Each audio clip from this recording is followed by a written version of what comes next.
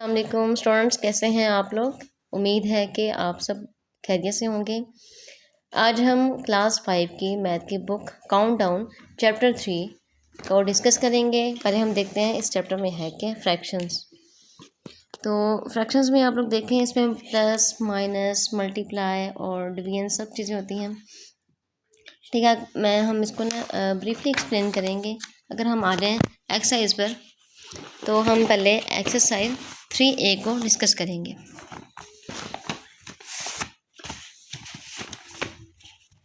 पहले हम देखते हैं कि 3A में है क्या। एक्सरसाइज 3A, जो पहला हमारा क्वेश्चन है ए पार्ट, इसको आप समझे जाना, बहुत आसान है।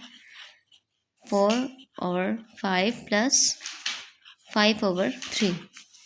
अब देखें हमने इसको समझना है किस तरीके से। ये देखें, यहाँ पर अगर हमारे जो नीचे वाली अमाउंट होती है वो सेम हो जाए 5 और 3। अगर यहाँ पे भी 5 होता तो हमने बहुत सिंपल तरीके से ये नीचे से हमने 5 लिख देना था और ऊपर प्लस करके हमने ये कंप्लीट कर देना था। लेकिन अब हमने क्या करना है, अब देखें जो हमारे पास 5 और 3 है ये डिफरेंट है। ठीक है, हमने इसके लिए हम क्या करेंगे, हम एलसीएम लेंगे। ठीक है, एलसीएम लेते हैं हम यहाँ पे 5, यहाँ पे 3 और 5 लिख देते हैं।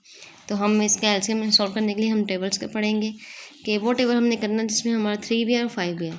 तो ऐसा कोई भी टेबल है जिसमें हमारा 3 और 5 दोनों आ जाए, तो हम पहले क्या करेंगे, 3 वाला करेंगे। 3 × 1 = 3, 5 लिख देंगे। ठीक है, अब हमने क्या करना है, 5 क्योंकि पीछे 5 रह गया ना, 5 × 1 = 5। ये देखो, अब हमने इन दोनों को मल्टीप्लाई कर देना। 5 × 3 = 15, हमने लिख देना 15, मतलब हमारी जो वैल्यू है ना 15 आ गई है। अब हमने क्या करना है, एलसीएम को सॉल्व करने के लिए, मतलब हमने इस वैल्यूज़ को सॉल्व करने कैसे हम इसके अमाउंट निकाल सकते हैं। अब देखिए 5 का जो टेबल है पढ़ना है अपने 15 तक, के 5 का टेबल कहाँ तक पढ़ेंगे, 15 आ जाएगा। तो 5 का टेबल अगर हम 3 तक पढ़ेंगे, 5 × 3 = 15, 5 × 1 = 5, 5 × 2 = 10, 5 × 3 = 15। टेबल मैं आपके लिए पढ़ रही हूँ ताकि आपकी आसानी के लिए। 5 × 3 = 15 होता है, तो हमने क्या करना है, मल्टीप्लाई करना है 3 से। और ये बहुत आसान मेथड है, अगर आपको ये समझ आ गया ना तो समझे आपको सारी फैक्टराइजेशन आ गई है। 5 × 3 = कितना हो जाएगा, 12, ये हमने लिख देना वैसे। ठीक है, अब ये 3 की बारी आ गई। कैसे करेंगे, 3 का टेबल पढ़ना है 15 आ जाए। 3 × 1 = 3, 3 × 5 = 15।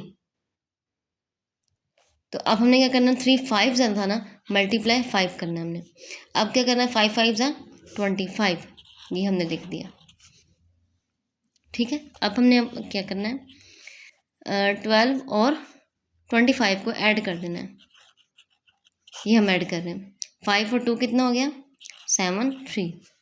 तो हमारी वैल्यू क्या आ गई, 337/15, ये हमारी वैल्यू होगी। अब हमने क्या करना है, इसको सॉल्व करने के लिए ना, कि हमारी ये वैल्यू आसानी से सॉल्व हो जाए।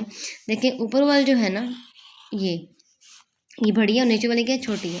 तो इसके लिए जब भी हमारा कोई भी क्वेश्चन इस तरह का रहता है तो आपको समझ आना चाहिए कि इससे आगे भी सॉल्व हो जाएगा इजीली।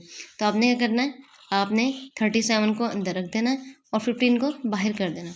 तो 15 का टेबल पढ़ना है कि 37 आ जाए। 15 × 1 = 50 होता है और 15 × 2 = 30। तो हमने क्या करना है, 15 2 से करना है 30 और पीछे क्या रह जाएगा, 7।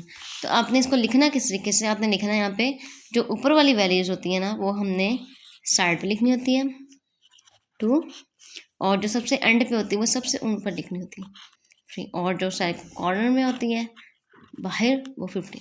ठीक है, ये हमारा इस तरह ये सवाल हो गया, सॉल्व हो गया। ठीक है, अब आपने ना अब आप देखें ना, क्वेश्चन जो बी पार्ट है इसका, ये आप खुद कर सकते हैं सॉल्व। ठीक है, आप इसे सॉल्व करिएगा खुद से, और क्वेश्चन सी पार्ट मैं खुद करवाऊँगी और क्वेश्चन डी पार्ट भी मैं करवा दूँगी क्योंकि थोड़ा सा डिफिकल्ट है ना, और क्वेश्चन ई भी मैं करवा दूँगी। ठीक है, बाकी जो क्वेश्चन बी पार्ट है वो आपने लाजमी करना है।